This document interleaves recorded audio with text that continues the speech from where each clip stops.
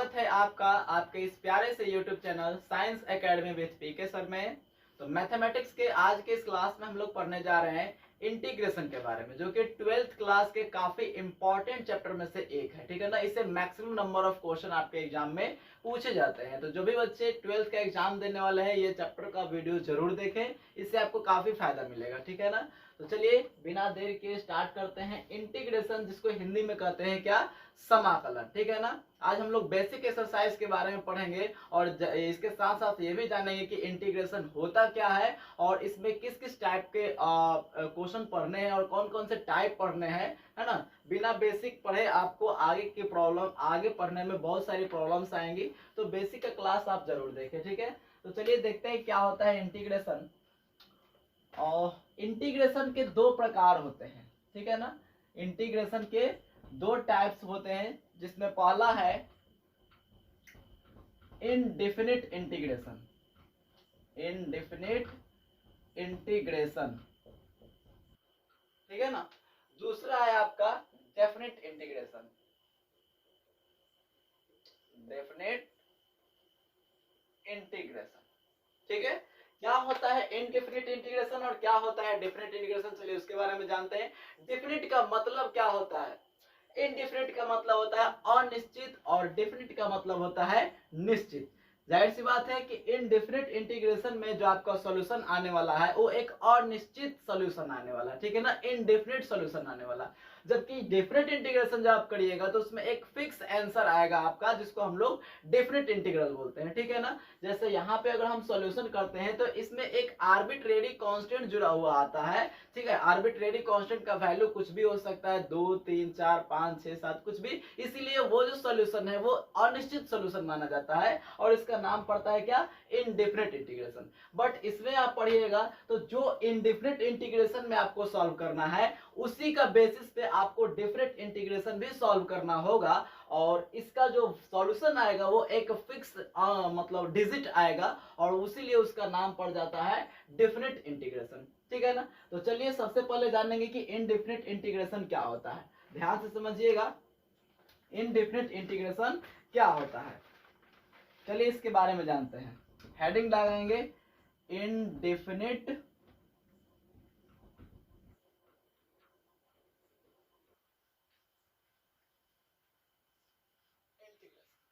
क्या होता है। इनडेफिनिट इंटीग्रेशन तो होता है कि इनडेफिनिट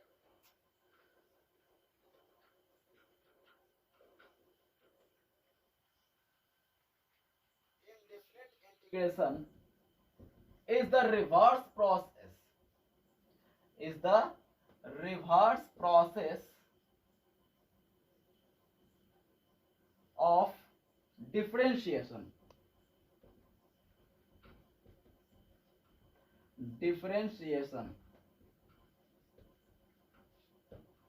hence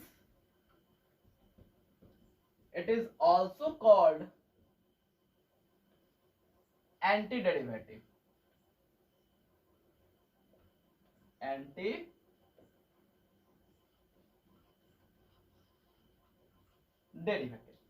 बात को समझिएगा, हमने पीछे के क्लासेस में ये चीज कंप्लीट कर लिया है कि डिफरेंशिएशन क्या होता है। पहले ये भी समझ लीजिए कि डिफरेंशिएशन क्या होता है।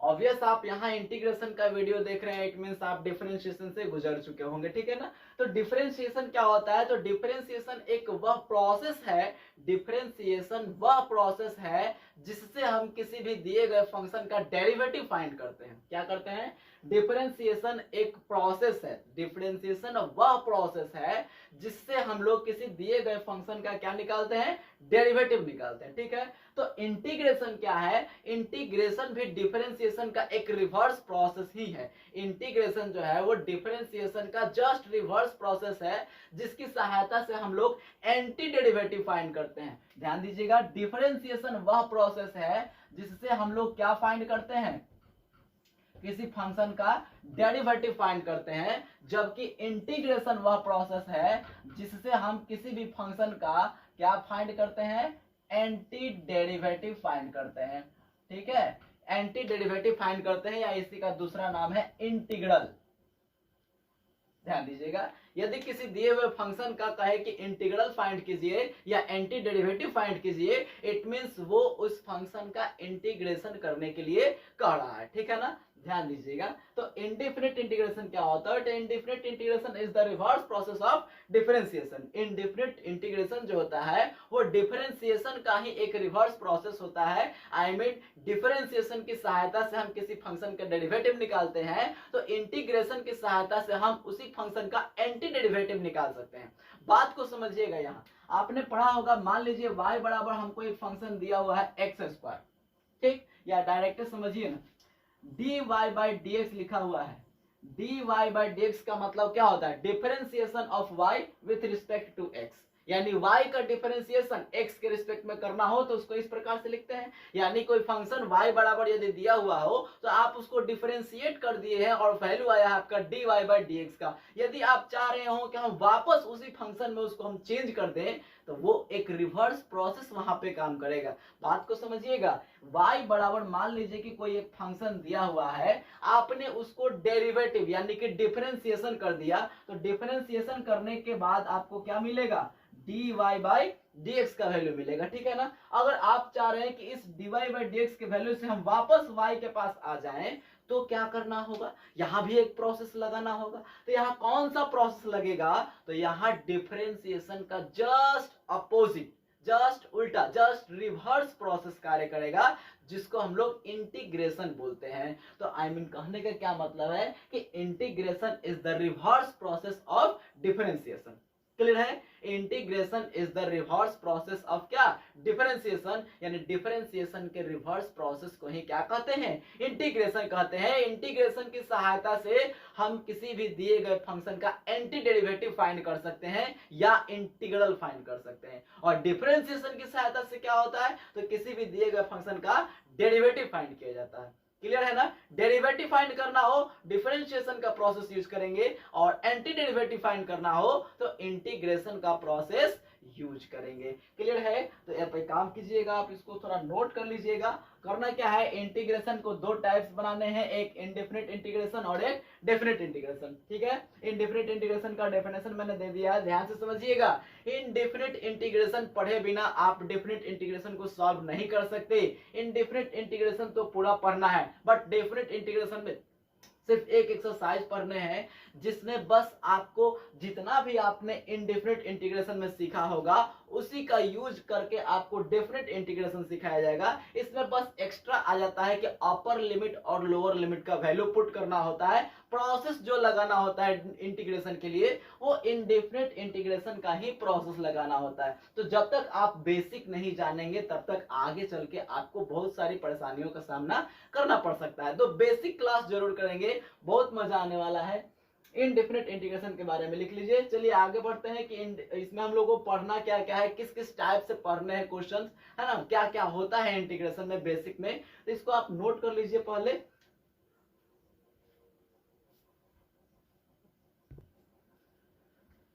चलिए नोट हो गया था। इसमें कुछ कुछ और नोट्स भी लिखने हैं जो कि आपको आगे चल के बेसिक का क्वेश्चन सॉल्व करने में सुविधा करेगा, हेल्प करेगा आपको। जैसे dy बाई dx का जब इंटीग्रेशन किया जाता है तो उसका इंटीग्रल y के बराबर होता है, ठीक है ना। याद रखेंगे dy बाई dx का इंटीग्रल किसके बराबर होता है? y के बराबर होता है, बिकॉज dy बाई dx का मतलब डिफरेंशिएशन ऑफ यानी डेरिवेटिव ऑफ y लिखा हुआ है, ठीक है ना। dy बाई dx का मतलब derivative of y with respect to x। तो जब हम लोग anti derivative of y dy by dx करेंगे, इसी का एंटी डेरिवेटिव करेंगे, तो जस्ट जिससे ये dy बाई dx आया है वापस उसी के पास पहुंचा देगा, ठीक है ना। अरे लेफ्ट टू राइट गए, राइट टू वापस लेफ्ट आए तो वापस इसी के पास पहुंच जाएंगे ना। तो ध्यान दीजिएगा, इसे सिर्फ बिना इसको सॉल्व कर ले, बेसिक को पढ़ ले, आगे को समझने में नहीं आता है, ठीक है। तो ध्यान से समझना, dy बाई dx का इंटीग्रल किसके बराबर होता है? y के बराबर होता है। f डैश x है, f डैश x बचवा कहां से आया है? f dash x f of x को डिफरेंशिएशन करके आता है, ठीक है ना। f डैश x जो है f ऑफ x को डिफरेंशिएशन करिएगा तो अब आता है। अब आप ही बताइए कि f ऑफ x को डिफरेंशिएट करके f डैश x लाए हैं, अब फिर उसका उल्टा प्रोसेस पे अप्लाई कर देंगे तो वापस f ऑफ x नहीं बन जाएगा। तो वही यहाँ पे लिखा हुआ है कि f डैश x का इंटीग्रल, इंटीग्रल का मतलब होता है एंटी डेरिवेटिव, ये डेरिवेटिव करके लाया गया था, एफ ऑफ एक्स को डेरिवेटिव करके ये लाया गया था, अब फिर से एंटी डेरिवेटिव का प्रोसेस लगाया जा रहा है, तो वापस यही ना आ जाएगा। बात समझ रहे हो ना, एफ ऑफ एक्स का डेरिवेटिव करके एफ डैश एक्स लाए, अब फिर से एंटी डेरिवेटिव यानी कि डेरिवेटिव का उल्टा वापस प्रोसेस कर रहे हैं, तो वापस इस किसके पास चला जाएगा, एफ ऑफ एक्स के पास। तो याद रखना एफ डैश एक्स का एंटी डेरिवेटिव यानी इंटीग्रल क्या होता है, एफ ऑफ एक्स होता है। और ध्यान दीजिए, छोटका एफ ऑफ एक्स का जब आप एंटी डेरिवेटिव करिएगा, आई मीन इंटीग्रल करिएगा, इंटीग्रल और एंटी डेरिवेटिव एक ही चीज होता है, कंफ्यूज मत करना। F of x, small F of x को जब आप लोग इंटीग्रेशन करिएगा, उसका इंटीग्रल फाइंड कीजिएगा, तो बड़का एफ ऑफ एक्स दे देता है। छोटका एफ ऑफ एक्स का इंटीग्रल क्या होता है, बड़का एफ ऑफ एक्स होता है, ये याद रखना है, ठीक है ना। अगला ध्यान दीजिएगा, इन डिफरेंट इंटीग्रेशन में फाइनल रिजल्ट के आने पर उसमें एक कांस्टेंट को ऐड कर दिया जाता है। ऐसे कहा है कांस्टेंट को ऐड करेंगे, राज है, इसका कारण है, क्या कारण है समझिएगा। मान लीजिए कि हम यहाँ पे एक फंक्शन ले लेते हैं, y बराबर हम ले लिए एक फंक्शन, क्या बचवा, एक्स स्क्वायर ले लिए, क्या ले लिए, एक्स स्क्वायर ले लिए। अब इसका हम लोग डिफरेंशिएशन करते हैं, तो आप ही बताइए dy by D x, x के रिस्पेक्ट में करेंगे तो कितना आ जाएगा, 2x आ जाएगा। अब यहाँ समझना जस्ट, ये तो 2x आ गया डेरिवेटिव का मान, अब हम लोग एंटी डेरिवेटिव का मान निकालेंगे, तो भाई साहब इस 2x को वापस उसी प्रोसेस से उल्टा करेंगे, तो ये वापस कहां पे चला जाएगा, एक्स स्क्वायर के पास जाना ही चाहिए। जब एक्स स्क्वायर का डेरिवेटिव करके 2x लाए हैं, तो एंटी डेरिवेटिव का प्रोसेस यहाँ पे लगाएंगे, तो एंटी डेरिवेटिव का मतलब क्या, पर रास्ता बदल देगा ना, एगो एने जा रहा था, ठीक है, उसी का रास्ता मोड़ ऐसे पीछे मोड़ दिए, फिर आगे चला दिए उतने दूरी, तो जहां से चला था वही ना आ जाएगा। तो वही बात है, एक्स स्क्वायर को डेरिवेटिव लगा दिए तो 2x आ गया। अब इसको एंटी डेरिवेटिव करने का मतलब कि डिफरेंशिएशन का जस्ट उल्टा प्रोसेस कर दो, उल्टा प्रोसेस करोगे तो ये वापस कहां पे चला जाएगा, एक्स स्क्वायर के पास चला जाएगा। और ये dy बाई डी एक्स अभी तो बताया हूं, dy बाई डी एक्स का जब आप इंटीग्रल फाइंड करिएगा तो किसके बराबर हो जाता है, y के बराबर हो जाता है। तो ध्यान दीजिएगा, इसका जब हम लोग इंटीग्रल, ये इंटीग्रेशन का साइन है, किसका साइन है, इंटीग्रेशन का साइन है, याद करना है, इंटीग्रेशन का साइन है, dy बाई डी एक्स है बचवा, ठीक। एक रो में जैसे कि डिफरेंशिएशन में एगो चाहिए होता है ना कि हम फलाना के रिस्पेक्ट में कर रहे हैं, तो उसी प्रकार से इंटीग्रेशन में भी एक वेरिएबल चाहिए होता है जिसको d के साथ लिखा जाता है। तो बच्चे d के साथ x जो है डिफरेंशिएशन में बटा में लिखाता है और इंटीग्रेशन में गुणवा में लिखाता है। तो इस चीज को याद करना, dx से dx कट जाएगा, बराबर में देख लो, इसका इंटीग्रेशन न करना है जी 2x का, तो 2 कांस्टेंट है तो बाहर हो जाता है। ये बच्चा में पढ़े होगे फिजिक्स में ऐसे इंटीग्रेशन, तो 2 बाहर हो गया, x के एक्स स्क्वायर बाई 2 हो गया। ये कैसे हो गया, basic integration just coming soon आ रहा है, वहां पे देख लेंगे, लेकिन आई थिंक जब फिजिक्स आप पढ़ रहे हो तो इतना इंटीग्रेशन तो आना भी चाहिए। तो बउआ ई से ई का हो गया कैंसिल, तो यहाँ बच गया कोची, एक्स स्क्वायर है ना, इसका इंटीग्रेशन कोची हो गया y, बराबर में कोची एक्स स्क्वायर। तो क्या देखे आप, डेरिवेटिव किए तो ये आया, ये इसका डेरिवेटिव है, और इसी का जब एंटी डेरिवेटिव कर दिए तो वापस से वही आ गया ना। तो यानी कि हम कह सकते हैं कि 2x का ही एंटी डेरिवेटिव एक्स स्क्वायर होगा।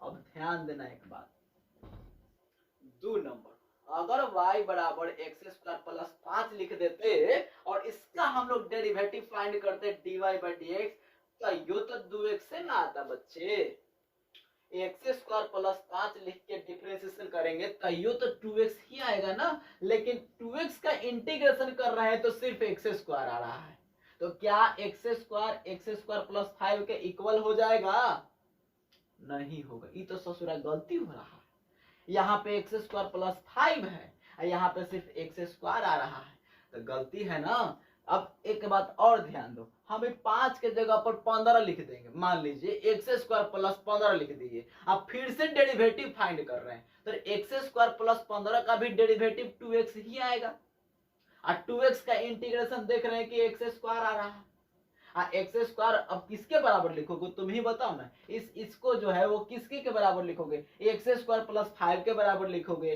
कि सिर्फ एक्स स्क्वायर के बराबर लिखोगे कि एक्स स्क्वायर प्लस 15 यानी कि 15 के बराबर लिखोगे, वो तो कुछ हुआ जा रहा है। ये एक्स स्क्वायर भी ठीक है, एक्स स्क्वायर प्लस 5 भी करोगे तो 2x से आ रहा है, एक्स स्क्वायर प्लस 50,000 भी करोगे तो डिफरेंशिएशन 2x से आएगा। तो यहाँ पे प्रॉब्लम्स आने लगा, ठीक है ना, कि यहाँ प्लस में जो कांस्टेंट आ रहा है वो ही दिक्कत कर रहा है।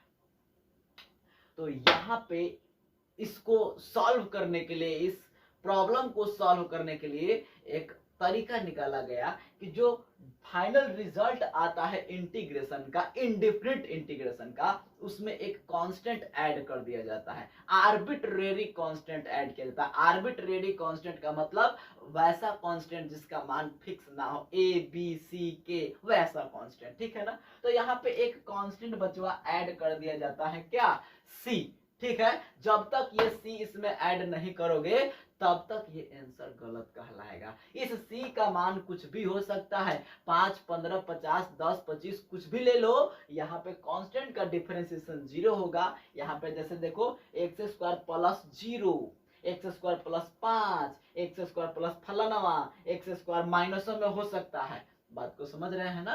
तो यहाँ पे C जो है उसी कांस्टेंट को रिप्रेजेंट कर रहा है जो कि यहाँ पे हो सकता था। कोई फिक्स कांस्टेंट तो नहीं है ना कि हाँ या 5वें होगा, 15 का ही नहीं होगा, 15 भी हो सकता है, उसका भी डिफरेंशिएशन 0 होगा जा करेंगे तो एक्स स्क्वायर प्लस 15 भी करेंगे तो डिफरेंशिएशन 15 का तो 0 हो जाएगा, एक्स स्क्वायर का 2x हो जाएगा। तो यहाँ पे कोई फिक्स नहीं हो रहा है कि हाँ एक्स स्क्वायर के साथ क्या आने वाला है, 5 की, 15 की, 50 की, 100 की, 200 माइनस 200, क्या कोई फिक्स कांस्टेंट नहीं है। इसीलिए एक आर्बिट्रेरी कांस्टेंट को यहाँ पे ऐड किया जाता है इंटीग्रेशन में, ठीक है। तो ये इतना नोट लिख लिया, मैं मिटा दूं, चलो मैं मिटा देता हूँ। एक चीज और यहाँ पे आप जानेंगे, ठीक है, इंटीग्रेशन में किसको क्या कहते हैं वो भी जान लीजिए।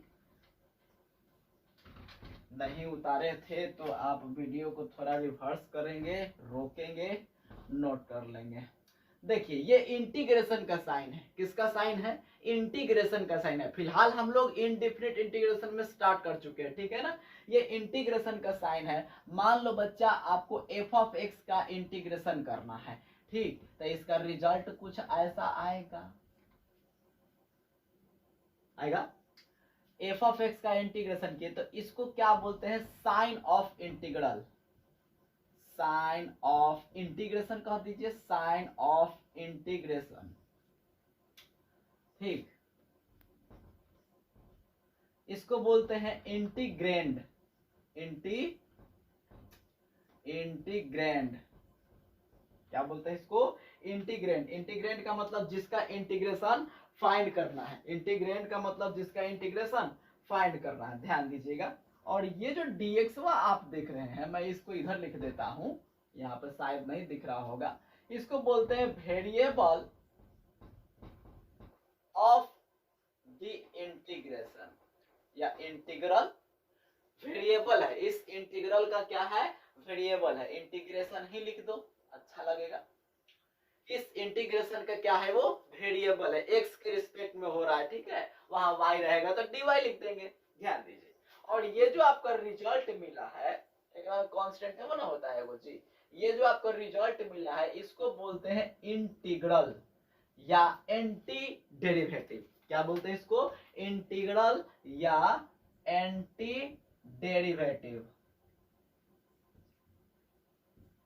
इसको या तो इंटीग्रल बोलते हैं या एंटी डेरिवेटिव। ये क्या है, constant of integral, constant of integral, constant of क्या बच्चा, इंटीग्रल, ठीक, कांस्टेंट ऑफ इंटीग्रल। इसको भी आप फटाफट नोट कर लीजिए। उसके बाद हम लोग देखेंगे कि हमको आखिर इंटीग्रेशन में पढ़ना क्या क्या है, इंटीग्रेशन में पढ़ना क्या क्या है। काफी लंबा एक्सरसाइज है ये, है ना।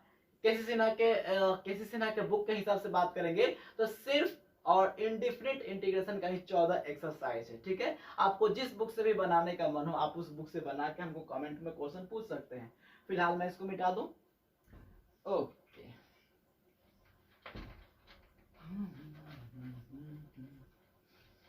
वीडियो को रोक के नोट कर लिया करो। चलिए हमको इंटीग्रेशन में पढ़ना क्या है, मेथड ऑफ इंटीग्रेशन, पहले पढ़ना है भाई साहब बेसिक इंटीग्रेशन। क्या पढ़ना है? Basic integration. फिर क्या पढ़ना है? Method of transformation. Method of transformation. फिर आपको पढ़ना है method of substitution. Method of substitution. फिर आपको पढ़ना है मेथड ऑफ बाय पार्ट्स, या इसी को बोलते हैं integration by parts. Integration by parts. और अंत में पढ़ना है आपको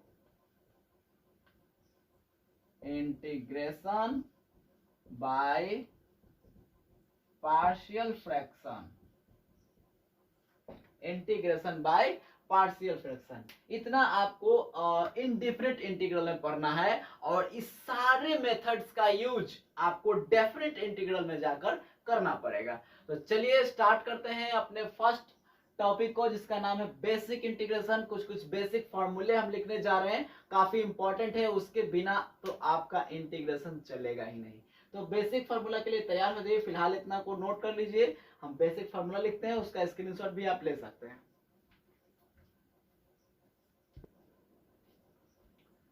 चलिए फार्मूला के लिए स्टार्ट हो जाइए। आपको कुछ बेसिक इंटीग्रेशन का फार्मूला दे दिया जाएगा, है ना। उसके बाद जस्ट हम लोग एक एक एग्जांपल करेंगे और फिर आप एक्सरसाइज बनाने में एबल हो जाएंगे। पहला फार्मूला कहता है integration of x to the power n dx। x to the power n dx का इंटीग्रेशन क्या होता है, बात को समझिएगा।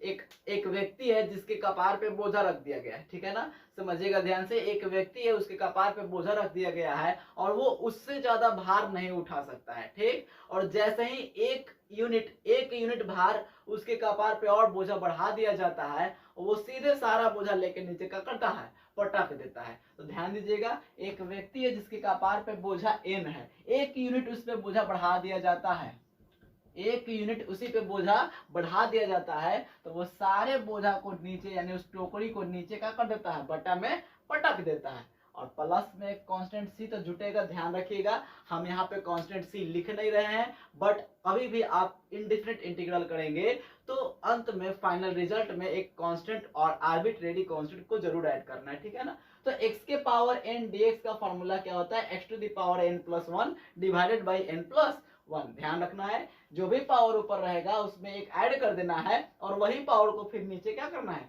लिख देना है। ये फॉर्मूला है x to the power n का। दूसरा फॉर्मूला क्या कहता है, dx।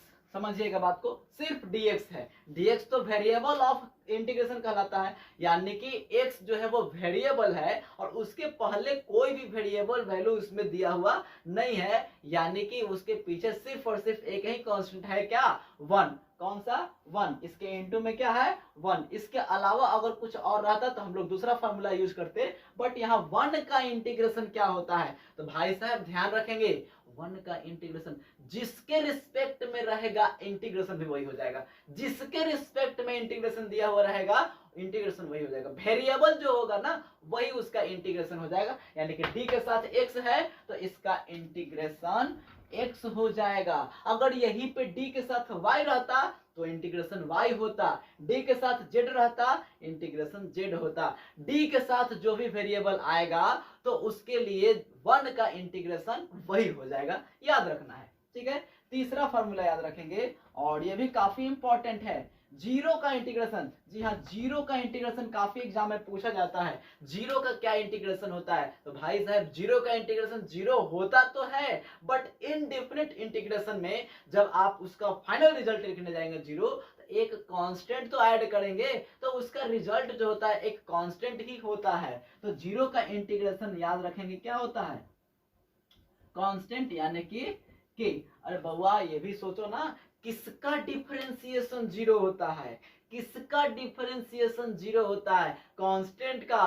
कांस्टेंट का डिफरेंशिएशन जीरो होता था भाई साहब। एंटी डेरिवेटिव मैंने बताया है कि जिसका डिफरेंशिएशन ये आया होगा उसी का एंटी डेरिवेटिव कर दीजिएगा तो वापस से वही फंक्शन मिल जाएगा जिसका आपने डेरिवेटिव किया था। तो बच्चे वन का बात को समझिएगा, किसी भी कांस्टेंट का आप डिफरेंशिएशन कर दो उसका वैल्यू जीरो ही आएगा। किसी भी कांस्टेंट का डेरिवेटिव का वैल्यू जीरो आता है तो जीरो का एंटी डेरिवेटिव कोई भी कांस्टेंट ही तो मिलेगा। तो वही चीज यहाँ पे लिखा हुआ है, जीरो का एंटी डेरिवेटिव यानी कि इंटीग्रेशन क्या होता है? कांस्टेंट के इक्वल होता है। ये आईएससी में बहुत बार पूछ चुका है और इस साल आपको काफी इंपॉर्टेंट है आपके बोर्ड एग्जाम के लिए, ठीक है ना। चलिए फोर्थ नंबर लिखेंगे, 1/x का इंटीग्रेशन। 1/x का इंटीग्रेशन याद करिए, 1/x किसका डिफरेंशिएशन हुआ करता था? 1/x किसका डिफरेंशिएशन? जी हाँ, log x का। तो इसका भी हो जाएगा बच्चे log mod x। log mod x। पांचवा नंबर फॉर्मूला पे आ जाते हैं, e to the power x dx। ठीक है, e to the power x dx किसका फॉर्मूला होता है? इसको जिद्दी नाम दिया गया है। इसको क्या नाम दिया गया है? जिद्दी। तुम इंटीग्रेशन कर लो या डिफरेंशिएशन कर लो, हम नहीं बदलेंगे। इंटीग्रेशन कर लो या डिफरेंशिएशन कर लो, e के पावर x ही रहता है। तो बच्चे इसका इंटीग्रेशन e के पावर x ही रह जाएगा। आगे बढ़ते हैं 6 नंबर। ठीक, 6 नंबर में क्या आ जाएगा? a to the power x dx। a to the power x dx का इंटीग्रेशन क्या होता है? a to the power x का इंटीग्रेशन क्या होता है? ध्यान रखेंगे तो a to the power x का डिफरेंशिएशन होता था a to the power x log a। क्या होता था? a to the power x log a होता था। तो बच्चे आप इसका इंटीग्रेशन सिर्फ इसका कर रहे हैं ना, log a का तो नहीं कर रहे। log a इसके साथ कौन से साइन में है? गुना में है। तो इंटीग्रेशन के समय में ये कहां चला जाएगा? भागा में। यानी कि इसका रिजल्ट आ जाएगा a के power x by log a। ठीक है ना। a के डिफरेंशिएशन पूछेगा तो a के power x log a, integration पूछेगा तो वही चीज कहां आ जाएगा? डिवाइड में। तो a के power x by log a। फिर 7 नंबर में आ जाइए। 7 नंबर में कौन सा फॉर्मूला दे दें? तो याद रखिएगा 1/x to the power n का। ये भी काफी इंपॉर्टेंट फॉर्मूला है, इससे अच्छे अच्छे क्वेश्चंस को सॉल्व किए जा सकते हैं शॉर्ट में, ठीक है ना। 1/x के पावर n का फॉर्मूला होता है, ऊपर लिख दीजिए 1 सिंपल -1। ऊपर क्या लिख देंगे? सिंपल -1। और नीचे जो भी आपका पावर होगा उस पावर में से एक को माइनस करके और x के पावर में भी उतने को माइनस करके लिख दीजिए। जैसे ओहो गिर रहा था। चलिए एग्जाम्पल के तौर पर मान लीजिए कि x के पावर 4 दिया हुआ है। ठीक है, इसका इंटीग्रेशन आप डायरेक्ट लिख सकते हैं, ऊपर -1 नीचे 4 में से एक कम कर दीजिए 3 और x क्यूब जो यहाँ वही यहाँ। क्लियर है, कोई दिक्कत वाली बात नहीं है, सिंपल फॉर्मूला पर बैठा देंगे आपका आ जाएगा, ठीक है ना। चलिए 8 नंबर फॉर्मूला। 8 नंबर का क्या लिख दूं? इतना हो गया, ये हो गया, ये हो गया। एक चीज और याद रखेंगे, 1/x² का डायरेक्ट इंटीग्रेशन याद रखेंगे। 1/x² का डायरेक्ट इंटीग्रेशन याद रखेंगे। ये तो इस पे भी बन ही जाएगा, ये तो इस पे भी बन जाएगा, लेकिन 1/x² का याद रखेंगे -1/x। 1/x² का इंटीग्रेशन हो जाता है -1/x। और 9 नंबर का याद रखेंगे, ये भी काफी इंपॉर्टेंट है, 1/√x का इंटीग्रेशन। 1/√x का इंटीग्रेशन होता है 2√x। क्या होता है? 2√x। ठीक है, इसको जल्दी से नोट कर लीजिए, स्क्रीनशॉट ले लीजिए। आगे बढ़ते हैं फार्मूला नंबर 10 की ओर। मिटा दूं? ओके, 9 नंबर हो चुका है, इंटीग्रेशन ऑफ ट्रिगोनोमेट्रिक फंक्शन। देखते हैं 9 के बाद 10। तो sin x का इंटीग्रेशन क्या होता है? sin x का इंटीग्रेशन क्या होता है? बिल्कुल डिफरेंशिएशन का उल्टा।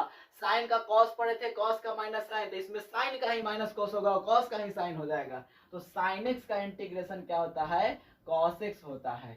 11 नंबर की बात करें, cos x का इंटीग्रेशन क्या होता है? तो माइनस sin x होता है। ठीक है, sin x यहाँ सॉरी गड़बड़ हो गया, sin x का इंटीग्रेशन माइनस cos x होता है और cos x का इंटीग्रेशन sin x होता है। फिर 12 नंबर की बात करें तो tan x का नहीं होता है, tan x का नहीं होता है। tan x का डिफरेंशिएशन कितना हुआ था? सेक स्क्वायर एक्स, बिल्कुल सेक स्क्वायर एक्स का इंटीग्रेशन होगा, तो यहाँ लिखेंगे सेक स्क्वायर एक्स डीएक्स, इसका होता है क्या, tan एक्स। 13 नंबर की बात करें तो कॉसेक स्क्वायर एक्स का इंटीग्रेशन क्या होता है, आप ही बताइए। कॉट का क्या होता है, कॉट का माइनस कॉसेक स्क्वायर एक्स, और हम बात कर रहे हैं सिर्फ कॉसेक स्क्वायर एक्स की, तो वहां का माइनस कहाँ चला जाएगा, कॉट के पास, सो इसका इंटीग्रेशन हो जाएगा माइनस में कॉट एक्स। 14 नंबर की बात करेंगे सेक एक्स, सेक एक्स का डिफरेंशिएशन क्या हुआ था ये ज्ञात करिए, तो सेक एक्स का डिफरेंशिएशन था sec x into tan x, क्या था, sec x into tan x, तो sec x into tan x का ही इंटीग्रेशन किया जाएगा, उसी का ना एंटी डेरिवेटिव निकालेंगे, तो sec x into tan x, sec x into tan x का इंटीग्रेशन हो जाएगा बच्चा सेक एक्स। ठीक है, एक और बच गया लास्ट में बता दूं, सेक एक्स तो हो गया, कॉसेक एक्स का डिफरेंशिएशन क्या हुआ था याद है, कॉसेक एक्स का डिफरेंशिएशन होता है माइनस में कॉसेक एक्स इंटू में कॉट एक्स, तो हम बात करने वाले हैं कॉसेक एक्स इंटू में क्या, कॉट एक्स की, तो बच्चे यहाँ का माइनस तो हमने छोड़ दिया, तो यहाँ का माइनस चला जाएगा कॉसेक के पास, और इसका इंटीग्रेशन हो जाएगा माइनस में कॉसेक एक्स। तो ये सब फार्मूले जो बेसिक फार्मूले हैं इनको आपको याद रखना होगा, इनके बिना आप आगे के क्वेश्चंस को सॉल्व नहीं कर पाएंगे, तो जरूर से इसको याद रखना है, आप इसको नोट कर लीजिए, जल्दी से फटाफट इसको नोट कर लीजिए, मिटा दूं मैं, इसको नोट कर लीजिए, उसके बाद हम लोग कुछ क्वेश्चंस के बढ़ते हैं। ठीक है,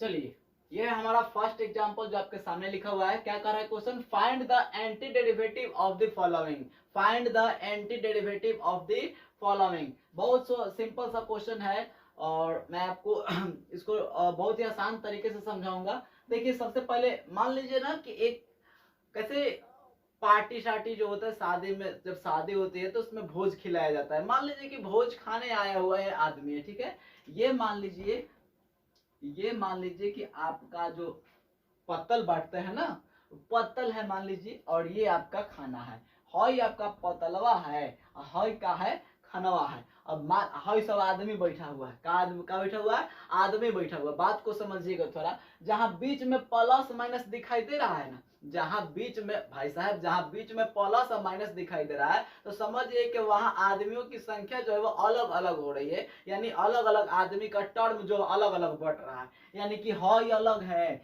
एक बीच में प्लस है, तो हई अलग है, एक बीच में प्लस है, ई अलग है, एक बीच में प्लस तो ई अलग है। ठीक है, यानी कि एक प्लेटवा में सब के परोस दीजिएगा। ठीक है, तो बात को ध्यान दीजिएगा, यहाँ पे सबको जो है एक लाइने से बैठाना पड़ता है, जहाँ शादी में खाना खिलाया जा रहा है उस सबको एक लाइन से क्या करना पड़ेगा, पहले तो बैठाना पड़ेगा, कोनो उन्हें जाके कोना में घुसियाला और कोना मरवा में घुसल है, उस सबको बुला के क्या करना पड़ेगा, एक जगह बैठाना पड़ेगा, आइए सर जी खा लीजिए, आइए पान जो खा लीजिए, आइए वो खा लीजिए, सबको बुला के एक लाइन में क्या करना पड़ेगा, बैठाना पड़ेगा। ठीक है ना, उसके बाद सबको क्या करिएगा, पतल बांटिएगा और तब खाना बांटिएगा। आपको कैसे कोई का ऐसा मत कीजिएगा कि एगो पतल दे दिया खाना देवे नहीं के, ससुरा खिसिया आ जाएगा, मरबो करेगा, पतल उतल उठा कर फेंक देगा। ठीक है, वैसा नहीं करना है, सबको पतल और खाना परोसना है। ठीक है ना, पहले तो सबको ठीक से बैठाना है, ठीक से इन्हें उन्हें नहीं, इन्हें उन्हें बैठा देगा तो फिर खाओ में दिक्कत होगा, खिलाने में भी दिक्कत होगा,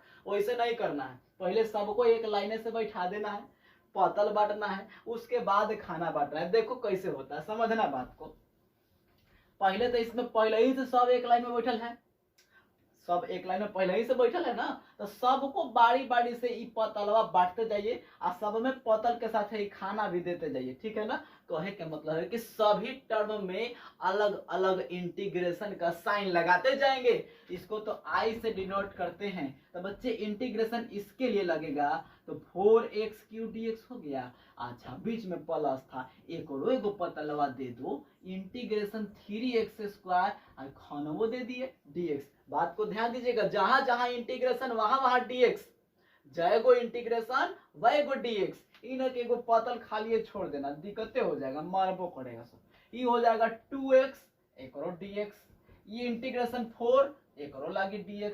ठीक। अब जैसे कि आप डिफरेंशिएशन में पढ़े हुए हैं, नियम बताया गया होगा कि कांस्टेंट और वेरिएबल जब एक साथ रहते हैं तो कांस्टेंटवा ससुरा बाहर चल जाता है, कांस्टेंटवा को कहाँ भगा देते हैं, बाहर भगा देते हैं। तो उसी प्रकार से हम लोग यहाँ पे 4 को बाहर ही निकाल दिए, एक्स क्यू dx बच गया। यहाँ 3 को बाहर ही निकाल दिए तो एक्स स्क्वायर dx बच गया।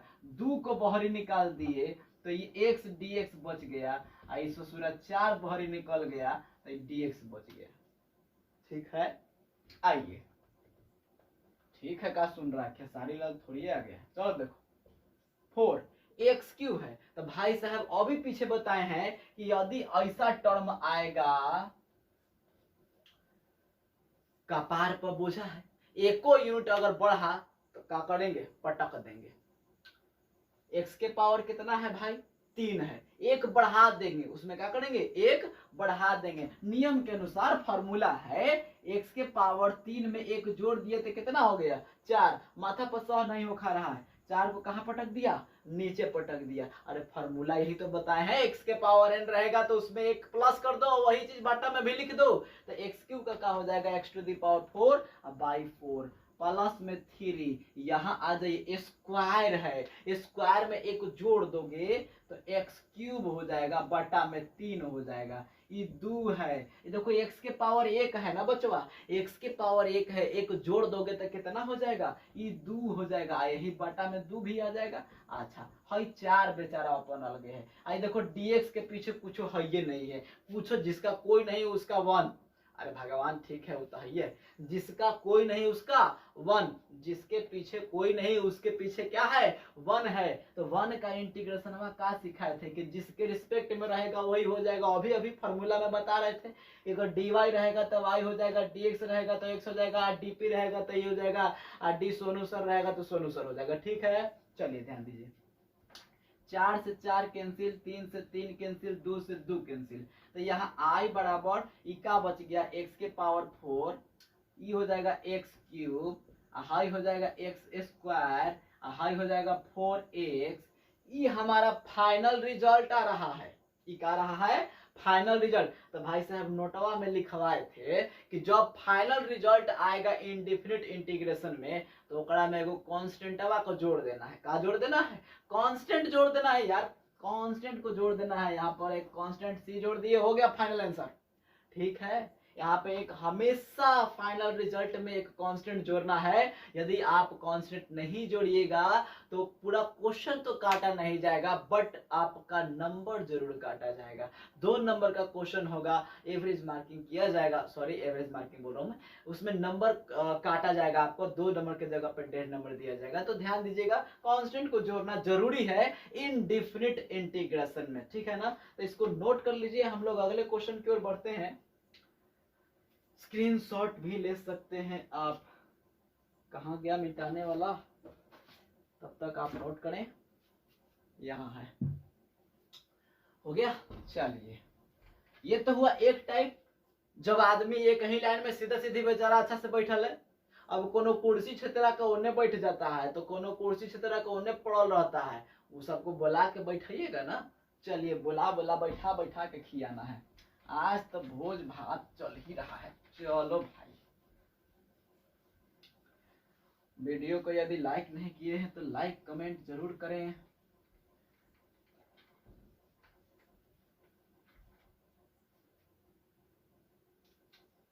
चलो दूसरा नंबर देख लो क्या है।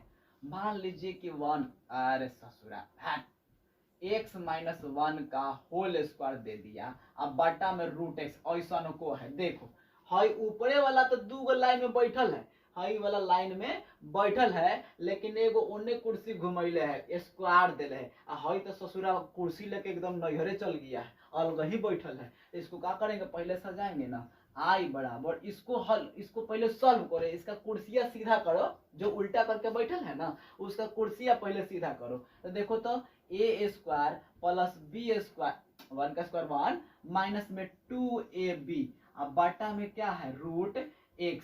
तो कभी भी कोनो ऐसा आदमी मिले जो कि नैहर में जाके बैठल हो कुर्सी लेके, तो उसको क्या करना है, उठा के लिया ना है, चल बेटा भोज खाना है, चल कहाँ चलना है, भोज खाने चलना है। तो इसको ले आके सेपरेट डिवीजन करेंगे। सेपरेट डिवीजन का नाम सुने हो ना, सेपरेट डिवीजन का मतलब अलग अलग बाटा में लिख देना, ठीक है ना, अलग अलग बाटा में लिख देना। तो बच्चे आई बराबर हो जाएगा एक्स स्क्वायर बाटा में root x plus 1 by root x minus 2x by root x, I whole क्या हो गया dx। तो i बराबर इंटीग्रेशन, यहाँ बात को थोड़ा समझना है, यहाँ नहीं समझिएगा तो गड़बड़ा जाइएगा।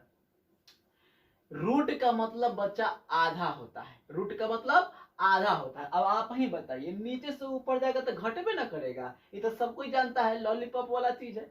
ये ऊपर 2 है, आधा कम हो गया, कै गो बचेगा 2 रुपया में से 50 पैसा खत्म हो गया, कै रुपया बचा 1.5 रुपया। अरे 2 गो रोटी में से आधा रोटी कुत्ता खा गया, ठीक है तुम खा गया, ठीक है, तो कै गो बच गया 1.5 गो हो गया। तो 1.5 गो को कैसे लिखेंगे, 3 गो का आधी है ना 1.5 होता है, 3 गो का आधी है ना 1.5 होता है। तो ये कॉन्सेप्ट जरूर लगाना है। एक्स के पावर कितना बच गया 3/2।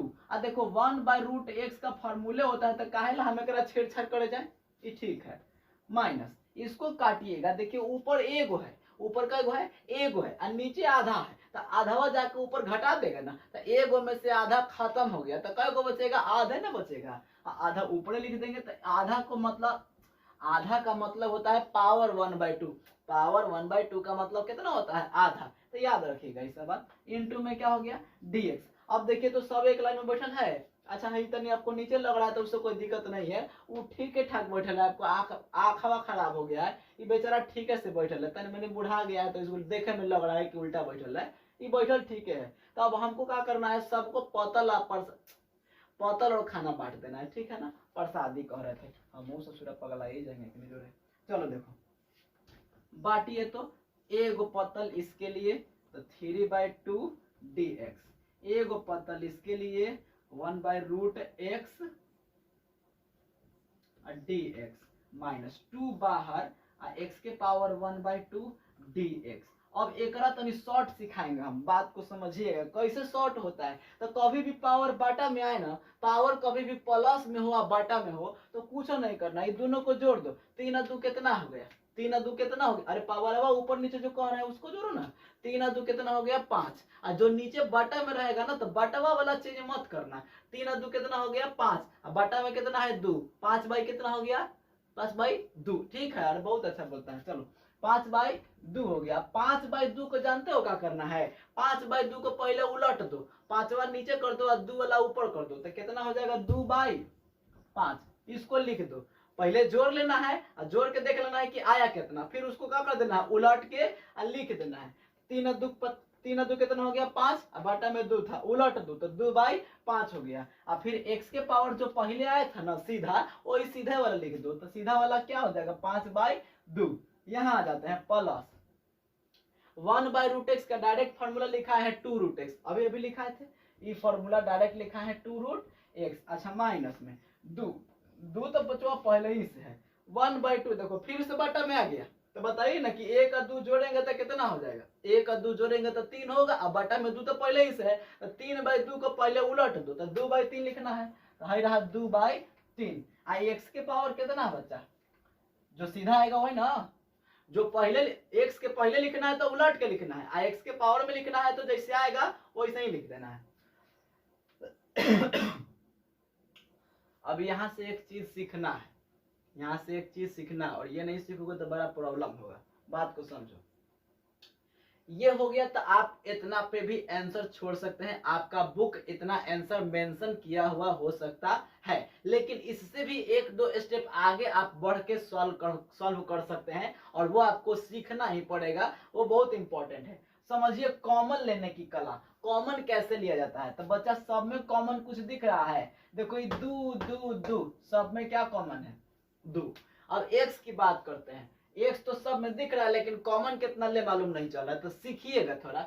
ये 5/2 का मतलब 2.5 गो हुआ ना, 5/2 का मतलब 2.5 ना होता है, रूट एक्स का मतलब आधा होता है, रूट एक्स का मतलब आधा होता है। अच्छा 3/2 का मतलब 1.5 गो होता है। आप ही बताइए ना, जो सबसे कम रहेगा वो ना कॉमन लेंगे, जो सबसे कम रहेगा वो तो सब में मिल जाएगा तो वो कॉमन हो जाएगा। सबसे कम कौन हुआ, 1.5 गो की 2.5 गो की, आधा की 1.5 गो की 2.5 गो, आधा, डेढ़ गो, ये रहा आधा, यह डेढ़ गो, अढ़ाई गो। सबसे कम कौन है? आधा है, तो आधा का ले लेंगे कॉमन, 2 रूट एक्स का हो गया कॉमन। अब आप ही बताइएगा, ये 2 कॉमन हो गया था, ये एक्स के पावर इतना था, यानी कि आपका अढ़ाई गो था। 5/2 का मतलब अढ़ाई गो था, अढ़ाई गो में से आधा कॉमन हो गया, तो कै गो बचा? अरे 2.5 रुपया में से आधा रुपया कॉमन हो गया, बचा कै गो? 2 रुपया। ये 2 रुपया को कैसे लिखेंगे? एक्स का स्क्वायर, पावर 2 है ना, अढ़ाई गो था, आधा हटा लिया तो 2 को बच गया। अच्छा, नीचे 5 पहले ही से था तो बचल है अभी।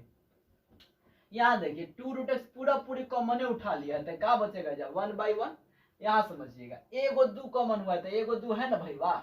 अच्छा, एक्स के पावर 3/2, डेढ़ गो एक्स था, और डेढ़ गो में से आधा कॉमन हुआ है तो एगो तो बचल है ना, तो 2 के साथ एगो एक्स बचल है। अब बटा में कितना बच गया?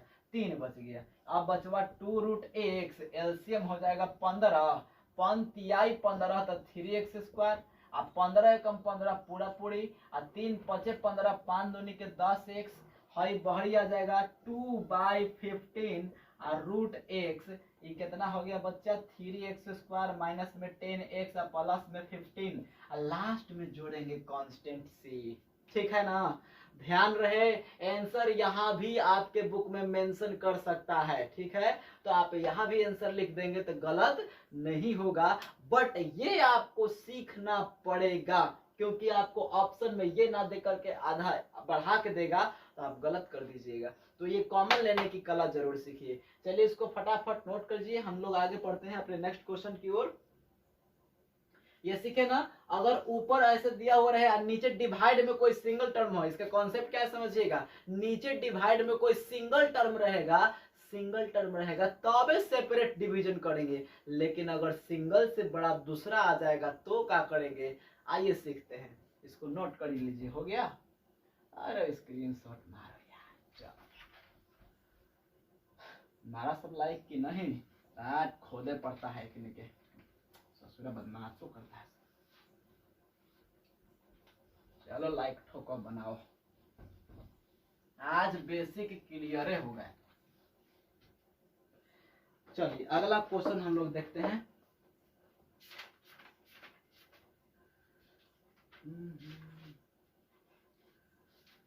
अगला क्वेश्चन आपको क्या दिखा दें? चलिए ऐसा क्वेश्चन दिखा देते हैं। 3 नंबर है ना जी, x³ और प्लस में 8 दिया है, का क्वेश्चन, वाह बहुत सुंदर। अब बटा में x² माइनस 2x और प्लस 4 दिया है dx। चलिए समझिएगा, ये क्वेश्चन दिया हुआ है, तो ऐसा में तो आप सेपरेट नहीं कर सकते, क्योंकि नीचे वो सिंगल टर्म नहीं है, पूरा फौजे बैठल है।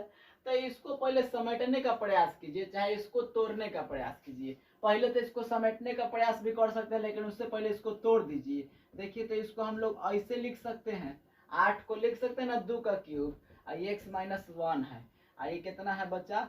x² माइनस में 2x प्लस में 4dx। इसको आप समेट भी सकते हैं। चलिए इसको समेट ही दीजिए ना, इसको हम लोग x माइनस 2 का होल स्क्वायर भी लिख सकते हैं। समेटने का प्रयास कर रहा है, ठीक है?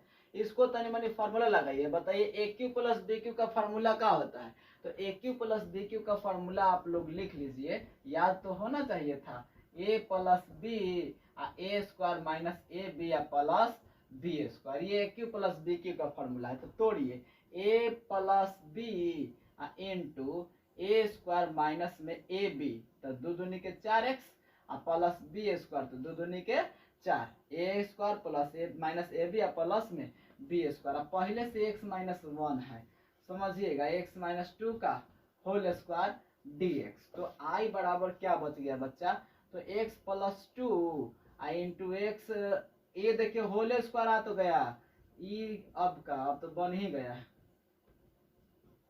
ई से ही कट गया, देखिए तो कट गया। तो जानते हैं ऐसे क्वेश्चन में क्या करना है, जब भी ऊपर और नीचे पॉलिनोमियल दिया हुआ रहेगा, बहुपद में दिया हुआ रहेगा, तो फैक्टराइजेशन करना है। फैक्टराइजेशन समझ में आता है ना? ठीक है, फैक्टराइजेशन का मतलब गुणनखंड करना है, 9वां में सीखे होंगे आप। चलिए अब ध्यान दीजिएगा, आई बराबर कितना बच गया है, ये बच गया ना, तो गुना करा दो ना, एक्स में एक्स से करा दिया एक्स स्क्वायर, -1 से करा दिया तो माइनस एक्स, हो जाएगा +2x, माइनस में कितना 2 हो गया, इंटू में dx, तो आई बराबर कितना बच गया बचवा, प्लस में x माइनस में 2 dx। तो अब इसको कर दो इंटीग्रेशन, पतल बांट दो। अब देखो तो सब कोई लाइन में बैठ के कितना बढ़िया से, ये सब ससुरा ने छितराल चल रहा था, x² dx प्लस में x dx माइनस में 2 बाहर कर दो और dx, तो आई बराबर x² को क्या लिख सकते हैं, x³ 3 प्लस एकरा का लिख सकते हैं तो x² 2, हाई तो चुपचाप 2x अब प्लस में c कर दो, एक आंसर हो गया। तो इस प्रकार से पॉलिनोमियल वाले क्वेश्चंस को सॉल्व किया जा सकता है, ठीक है ना। तो आप इसको नोट कर लीजिए जल्दी से, हम बढ़ते हैं अपने नेक्स्ट क्वेश्चन की ओर। अब देखते हैं हमारा नेक्स्ट क्वेश्चन क्या है।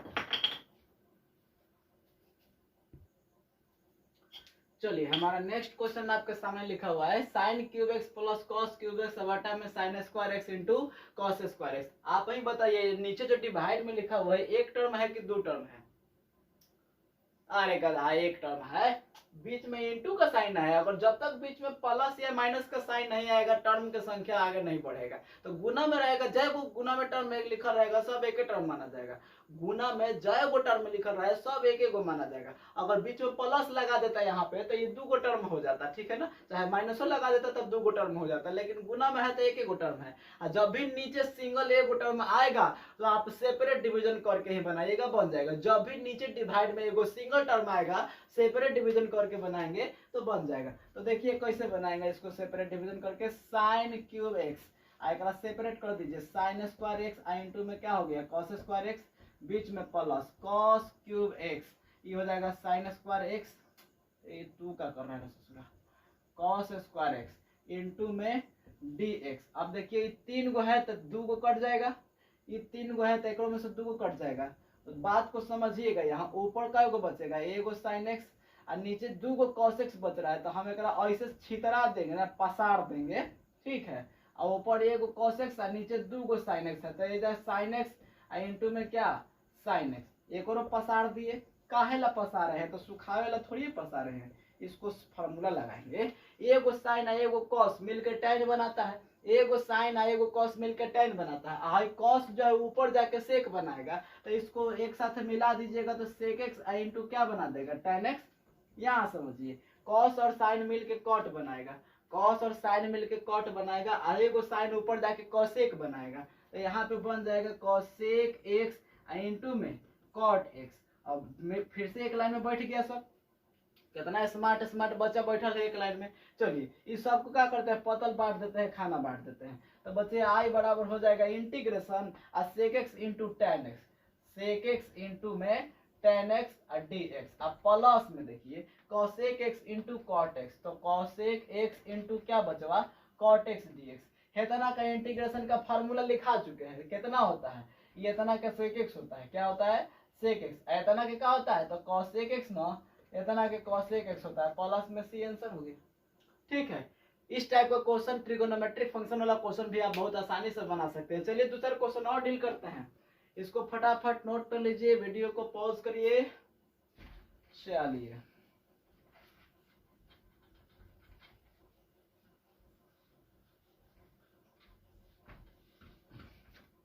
देखिए वो बड़ा ही आसान क्वेश्चन का पूछता है कि इंटीग्रेशन sec x इंटू में है sec x plus tan x, question question आप पूछ देता है। तो इस ससुरा इसमें कुछ है ही नहीं है, क्या है तो समझिएगा। इसको पहले तो गुना में है तो इसको गुना कर ही दो, तो sec² x हो जाएगा, हाई sec x इंटू का हो जाएगा tan x, ठीक है dx। अब सीधा सीधे एक फैक्ट में सुधर गया, सब लाइन में आके बैठ गया, तो इसको क्या करेंगे अलग अलग इंटीग्रेशन कर देंगे, sec² x dx integration of sec x into tan x dx। तो बचवा एक होता है फार्मूला क्या tan x, एक होता है फार्मूला क्या sec x। फाइनल आपका आंसर मिल गया, फाइनल क्या मिल गया आंसर। अच्छा कुछ क्वेश्चन ऐसा पूछता है, सब समझना ध्यान से, इंटीग्रेशन रूट x प्लस में 1/√x एक होल स्क्वायर, तो बड़का कहता है कि सुन क्वेश्चन, अरे बहुत आसान है, पहले होल स्क्वायर तोड़ता नहीं, इसको होल स्क्वायर पर तोड़ोगे तो √x का स्क्वायर कितना हो जाएगा x, और 1/√x का स्क्वायर कितना हो जाएगा 1/x, और प्लस 2 हाई a हाई बी। तो बचवा हई से हई तक कैंसिल ना हो गया, ओकरा बाद सब तो एक लाइन में आ गया है, बाट उतना पतल हुआ एक्स डी एक्स हो गया, हाई 1/x dx हो गया, इधर 2 खाली बचा है तो ये हो जाएगा dx। एक फॉर्मूला हो जाएगा x²/2, हाई तो लिखेबे कि एकदम सवांगे लिखा दिए है log mod x, हाई 2 हो गया, x के रिस्पेक्ट में है तो x प्लस में क्या हो गया c। ठीक है, तो इस प्रकार से आप इंटीग्रेशन कर सकते हैं अच्छे अच्छे क्वेश्चंस का। तो चलिए कुछ कुछ क्वेश्चन और दिखा देते हैं हम, ताकि आपको बनाने में सुविधा हो सकता है इसको नोट कर लीजिए पहले, नोट कर लीजिए पहले, बिल्कुल बिल्कुल। चलिए मिटा दें, ठीक।